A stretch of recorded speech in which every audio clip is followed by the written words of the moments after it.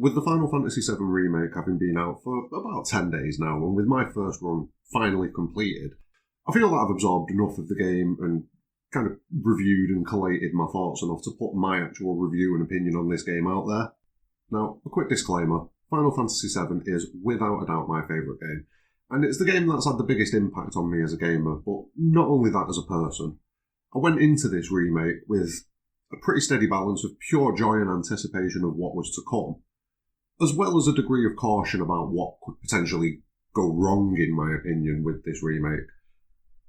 One thing I'll be doing is avoiding spoilers for the most part. There will be the occasional spoiler here and there, especially in the latter sections when I talk about the story right at the end of the video, so it may be an idea if you've not finished it to maybe stop at that point. I'll still avoid going into too much detail, but there will be spoilers in that section, so just beware of that. Another thing as well is that this is all my opinion. I'm not saying any of this factually, nor is anyone else that does these reviews. So just remember that before you take anyone's review or opinion on this game personally and attack them for it, because, it's all opinions, everyone's got one. With all that out of the way, let's get into it. Now, I'm going to break the game down into sections and do pros and cons for each section. This feels like the easiest way for me to break it down and arrange my thoughts and try and keep it as coherent as possible for you. So we're going to get started with... Now, we're on a mostly positive note here, so here are the pros for the visuals.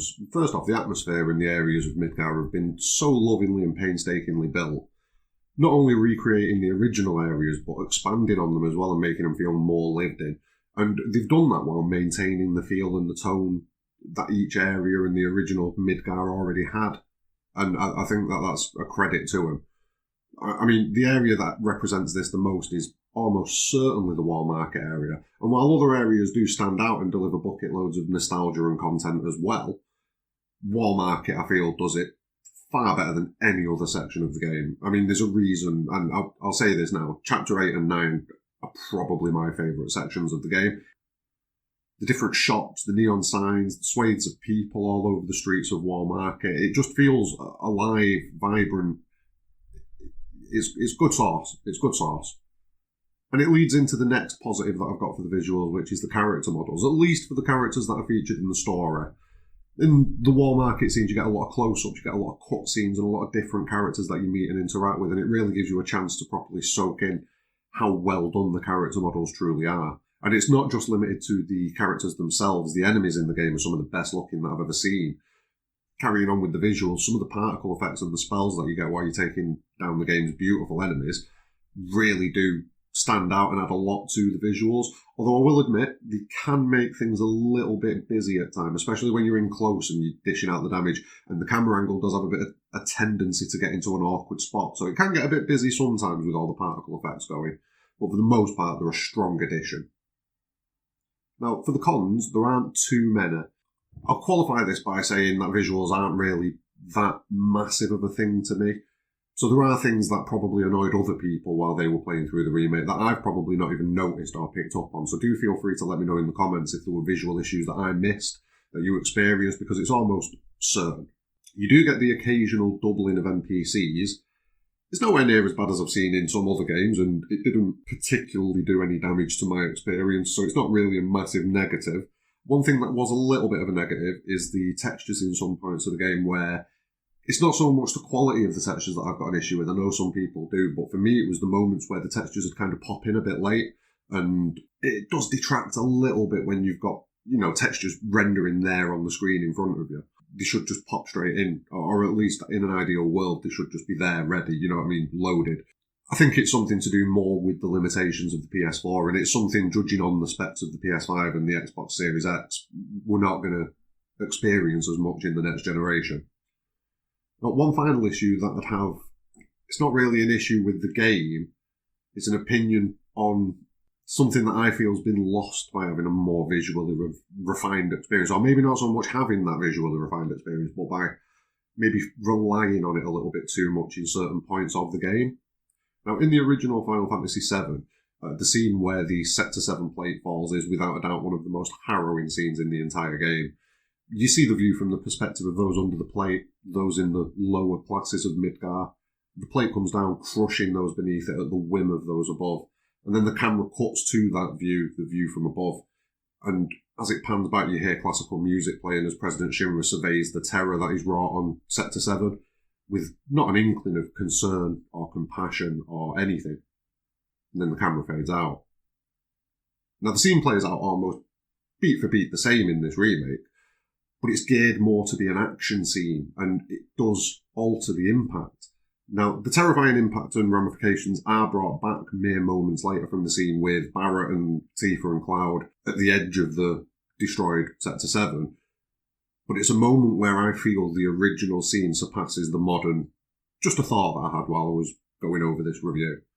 Now, overall, I'm going to give the visuals a good score. It's going to be a solid 8.5 out of 10, as the issues that I went over there, they didn't impact my enjoyment of the game too much, but they are there. And when the visuals are on point, like cutscenes and certain areas, they truly are mind-blowing. So if it wasn't for those issues with textures loading in a bit late and things like that, I'd probably be giving this a 9.5, but it gets an 8.5 out of me at the minute for the visuals. Moving on next, we'll start off with the voice acting. I really enjoyed most of the voice work in this game, and any issues that I had rather came from what was being said instead of how it was being said. I feel that the whole voice team deserves a massive amount of credit. I'm currently playing through the game again on hard with the Japanese voice actors on, and again, they sound great, and in some ways they do sound a bit better than the original, and I think that comes down purely to the fact that I don't speak Japanese, so the parts that sound a bit clunky in the English version might sound just as clunky in the Japanese version, but I haven't got a clue because I don't speak Japanese, so it comes across a bit smoother. It's a weird little thing. I think that's why a lot of people prefer sub to dubbed anime, just specifically for that reason. Sound effects throughout the game are strong. Quality have never really caused me any concerns or dragged me out of the game or made me go, what was that? And the music is some of the best I've ever heard in a video game. I love the dynamic way that the songs change and blend into each other as you work your way through the game's areas. Some of the game's songs really stand out and add a massive amount of feeling and emotion to the scenes that they've been placed in. And I do feel that the team deserve a monstrous amount of credit for that. We'll start off the cons from there, and there were one or two pieces of the music that I just didn't like. Feeling that they've strayed a little bit too far from the original without improving on the theme too much. I will do a video at some point breaking down the music, which were my favourite songs and which were my least favourite songs. But yeah, it wasn't many songs like that, but the ones that I didn't like, I really didn't like. But on the whole, phenomenal. Also, one thing that I have noticed that if you don't go into the menu and tweak the audio levels a bit, you are going to have moments where character speech is entirely drowned out by the music. It's something that you can fix though. It's just a quick, easy fix. Jump into the menus, go to the audio and just drop the volume of the music a little bit. On the whole, sound in the game was brilliant. Added a lot to the game. It left me with very few moments of disappointment. And I'm going to give the sound out of the game a 9 out of 10 now that I've had a bit more time to think on it. Originally, I was 50-50 on the music, but I feel that the songs that I experienced that weren't good stood out a bit more than the songs that I really loved, and now that I've reflected on it a bit more and played through it a bit more, the good songs are heavily outweighing the one or two bad songs. So yeah, 9 out of 10 for me. Now, on the whole, the performance for the game was pretty solid. Other than, like I said earlier, the textures popping in a bit late, but that didn't happen too much. There wasn't really any input lag, I didn't feel any myself. Occasionally scenes would take a moment or two to trigger when you were trying to initiate a scene with a character. I think that was like waiting for characters to get into position and preloading the assets that were needed for that view. Performance-wise, it's going to get a 9 out of 10. I didn't have any problems, really. It didn't run perfectly, but it wasn't far off, in my experience, with only very minor issues like the noise from my PlayStation 4, which I can fix, and the textures, really. Now we're getting into the big ones there. These are the two aspects that I'm going to judge the game on overall. The visuals, the music, things like that, they're good, and they add a lot to the game. The core of the game has to be good, and the core of these games are the gameplay and the story. So we're going to start off with... So we'll start off with the pros. First off, running around the world felt extremely responsive in my experience. Whichever character that I was controlling went where I wanted, did what I wanted, with little or no difficulty. The menus were easy to get around and understand, with quite a lot of information and customization being held within them. From these menus, you can equip new gear to your characters just like you could in the original, But you can also upgrade the character's weapons as well, which adds a nice amount of customization and a nice feeling of growth when you add a few of the upgrade modules to your favourite weapon. It also means that you can keep weapons relevant, so the Buster Sword can stay relevant throughout the game as long as you keep on upgrading it. You can also get information on each weapon's special skills, with these skills being learnable after reaching a certain level of proficiency with them. Once the skill's been learned, it's then available regardless of the weapon you're using, which adds a nice amount of diversification between your characters. They have specific skills that they can learn and use rather than just having interchangeable materials where you can make pretty much any character the same. It's a very nice addition. I really appreciate it. Materia can also be equipped in these menus, with materia being scaled back by not giving the player access to the bigger spells from the original game, but at the same time being expanded by adding some new materia for us to play around with and opening up some nice new combinations for us to discover over time.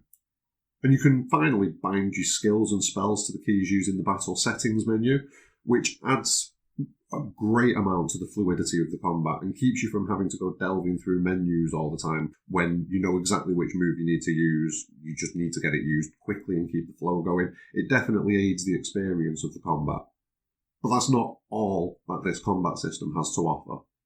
The combat on the whole is insane. Action-packed, full to the brim with intense moments, beautiful attacks and crisp animations. The different skill sets and the ways that your character builds can evolve and come together delivers an amazing experience, in my opinion. And this section was genuinely one of my biggest concerns coming into this game as someone who loves the original ATB system and didn't really enjoy the systems that we got in Final Fantasy XIII, Final Fantasy XII, and definitely Final Fantasy XV. Fights are challenging enough without being impossible, at least on normal difficulty, with enemies that have very specific skills and weaknesses that you have to adapt to in order to prevail. When you do die, which I'll admit it happened 3 or 4 times to me on normal difficulty, it's extremely intuitive and you can quite easily figure out where you went wrong in the combat, adapt to the way that you go into the fight, you load out your skills, your weapons, and even just your mindset, and then you'll secure the victory the next time. It's extremely intuitive. I can't express enough how much I enjoyed the combat system on the whole, and I genuinely feel that the team at Square Enix absolutely nailed it. The expansions to the weapon systems and to the materia system all kind of coalesce in the combat and contribute greatly to the massive amounts of enjoyment that I got from it. But it wasn't all good with the gameplay. There are some cons. If we stick with materia for the time being, there are a couple of issues that I have. The first and possibly main one of these being the scarcity of some materia, things like Magnify and Elemental. I get why you're restricted to how many of these materia that you can find. I understand that completely.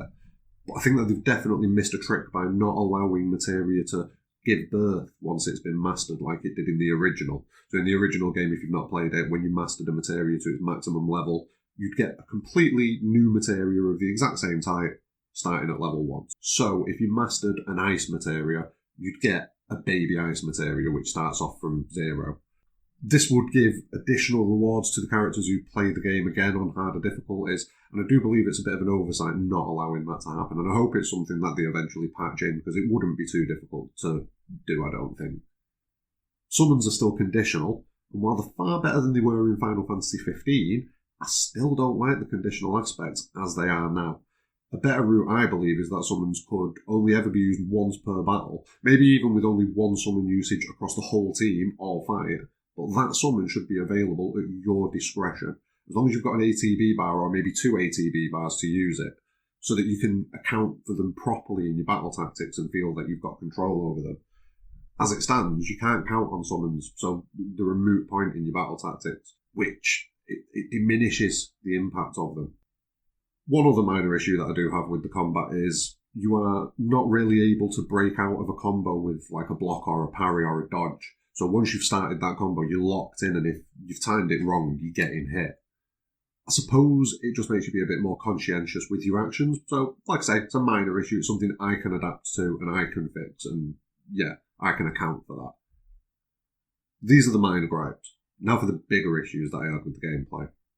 First off, this game's got a major issue with running up the clock and playing for time in a lot of sections. And I genuinely do mean a lot. Now, one way this has been done in the game is via side quests, but they're going to get their own little section in a second. A lot of the other instances where the game plays for time, you'll be forced into sections where you have to travel at a crawl, moving from one small piece of irrelevant chit-chat for the most part to another.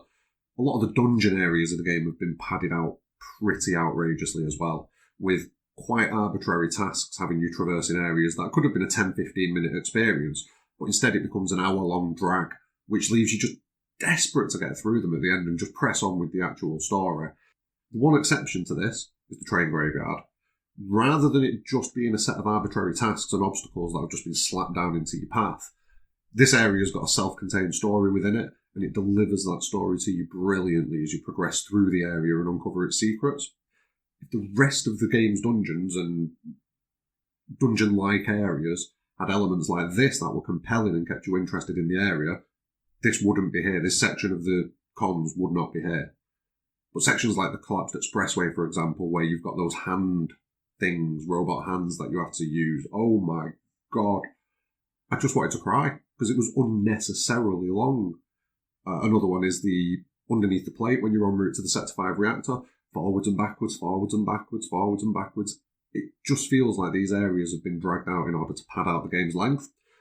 And this leads on to the second major gripe that I've got with the gameplay, which is the side quests. I love the concept of having the side quest hubs at specific chapters, so that you get a few chapters of solid story and then you get, bam, side quest hub. That's fine.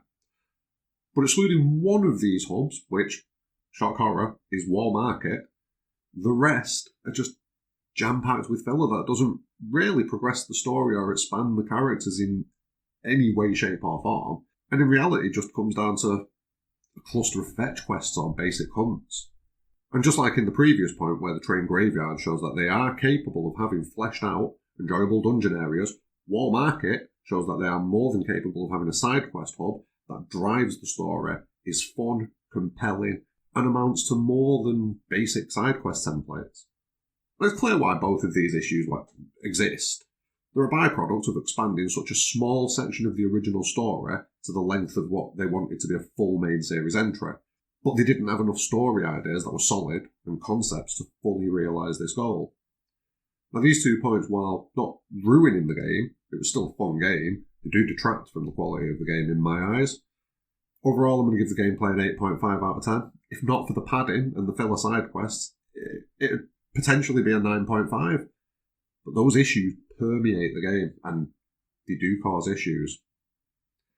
And now we're going to move on to the final section. Like I've said, there are going to be some spoilers in this section of the video. I'm going to try and limit it as much as I can, but just be warned. If you have an issue with spoilers, you don't want anything to be spoiled, that's perfectly fine.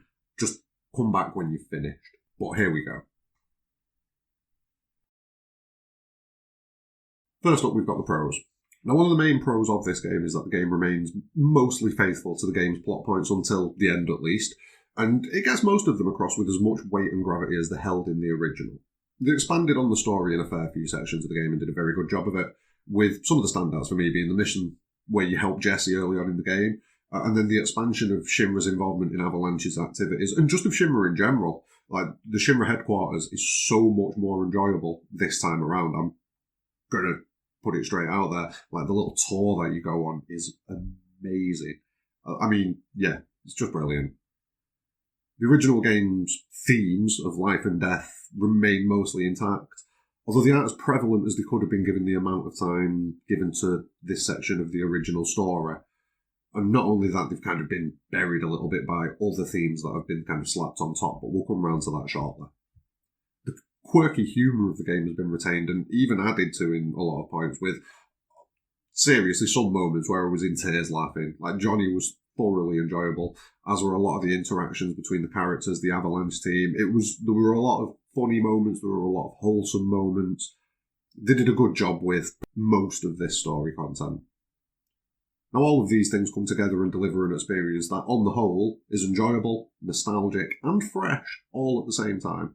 And it is a testament to how good the original framework of the Final Fantasy VII story was, and how good of a job that they've done for the most part, in my opinion, with retelling that story. But there were a few negatives. There was a definite over-reliance on visuals over story in some scenes. using a lot of close-ups on the admittedly gorgeous character models to express feelings and deliver emotions, when in the original this was done a lot more via the story. Maybe this is my nostalgia coming into effect here and clouding my judgment on it, but some scenes did feel like they were just a bit flat. It's the same sort of thing as with my explanation of why I felt the Sector 7 plate collapse was more impactful in the original game than in this remake. It's just, I can't really quantify it too much, but it's just a feeling that I had. Another slight negative is the new characters that have been added in. Now, some of these characters are present in parts of the extended compilation of Final Fantasy VII, but they weren't in the original Final Fantasy VII game, which is why I'm referring to them as new. I felt, on the whole, that a lot of these characters that were added or expanded brought a hell of a lot to the table and were really enjoyable. But some others left me kind of scratching my head a little bit. I mean, Chadley, for example. He's clearly a shoehorned in character to facilitate those VR battles, the combat achievements, and as a vehicle for you to get materia and summons into your hands. But at no point does he become an interesting character. The most fun that I had with him was heckling him as I ran past him. Roche is another example. Seems like a really good character, despite his weird bike antics that completely took me out of that section of the game, I'm not going to lie. But he was criminally underused. He has one chapter where he appears and that's it. I mean, both Chadley and Roche could have been expanded on and made them more integral to the story. I'm not too sure how you could do it with Chadley, but I mean, with Roche, for example, he could definitely have reappeared. At the very least, leading the Shinra forces in Chapter 15 when you're climbing up to the plate, if not in some capacity at the Shinra headquarters itself, but definitely in that Chapter 15 sector of the game. We've 100% missed out on not having him there. It leaves me to question why he was added at all, in fairness, because if he's going to remain mostly unused, and especially given how much filler was added in place of fleshing out these new characters, I just don't see the point. It was definitely a missed opportunity. I'm not saying he was a bad character, I'm not saying he was performed badly, I think he was used badly. There was so many more moments where he could have featured, and it would have given a continuing thread to the game that wasn't just filler and fluff. Now, the next issue that I have is a big one. It's the ending and the new themes that have been applied to this remake. Now, like I've said earlier, one of the main themes of the original is life and death, and while that theme remains mostly intact, it is being buried a little bit by the new themes of fate and destiny that are being applied to the top of this story. And it ties into the new ending, which I have already broken down and given my reaction to here, if you just click in the top right-hand corner. But in brief, the ending has the potential to change the context of the game massively. It kind of makes it cloudy as to whether this is a remake at all, a continuation, a sequel, a reimagining. It does cloud things and muddy the waters considerably. And while I don't think this is explicitly a bad thing, and I am looking forwards to seeing where this new narrative direction goes, it definitely doesn't feel like the remake I and a lot of other people were expecting. It also does have the potential of becoming an overly convoluted story that becomes a bit unfollowable after twist after twist after twist. It can strip away from the core concepts of the game, and I just hope that it doesn't go down that route. But these are all things that only time will tell. And given the vague details of what's actually going on in the ending, all we can all do is speculate for now. And like I say, it could be bad, it could be amazing. All we can do is wait and see.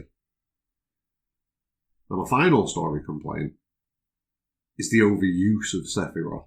Now, in the original, you barely see mention of him until right at the end of Midgar, and the first real hint of his presence is finding his sword sticking out of a very deceased President Shinra. You carry on with a vague understanding of him, but only really get any context of his power and story in Calm. Now, in this section, you have the Calm flashback, and in that flashback, you fight side by side with Sephiroth and witness his awesome power in comparison to yours. And it gives you a hint of how powerful he is, all while maintaining that mystery around him.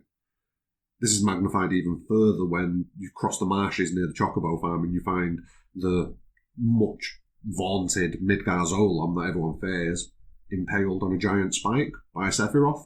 The mystique and the energy of Sephiroth is overpowering in the original game at this point. You compare this to the remake, where not only have we seen him a lot in cutscenes, but we've had a massive fight. Yeah, spoilers, by the way, I did warn you.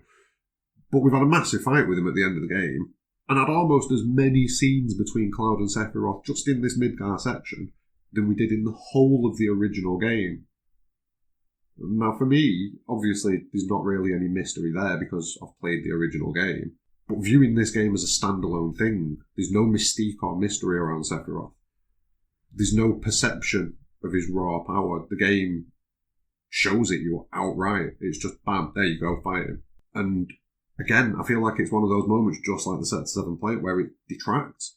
It definitely detracts from the impact that Sephiroth has. Just like this more modern scene detracts from the impact of the plate falling. Fighting against Sephiroth and interacting with Sephiroth as much as we have done detracts from his overall impact. The mystery isn't there. We're not feeling his power through the game like we did. That's my take on it, at least. Now, due to these issues, the score for the storyline is going to be dragged down to, again, an 8.5 out of 10. A lot of things have been lost in this remake, even though they've added content to it, and that's not the way things should have gone, really. But it happens. You dilute content down when you drag things out, and that's what's been done. That was fun, wasn't it? Now, overall, I really enjoyed the game. Yes, I've got a lot of issues with it, and I'm certainly guilty of being somewhat hypercritical if I look over this review in retrospect. But for all of these issues that I had, that may drag the numerical value that gets placed on the score for this game down a bit, on the whole, the game was a very enjoyable experience, and I, like most others, can't wait to see where it goes next. Is it a remake? In my opinion, no.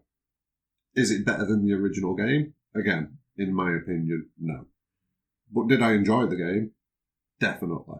And from the moment it went into the PS4, the main focus was getting through that game. And even though some scenes dragged and some sections were pure filler, I made sure that I pushed through those sections to get to the next bit of story. Nothing slowed me down, really.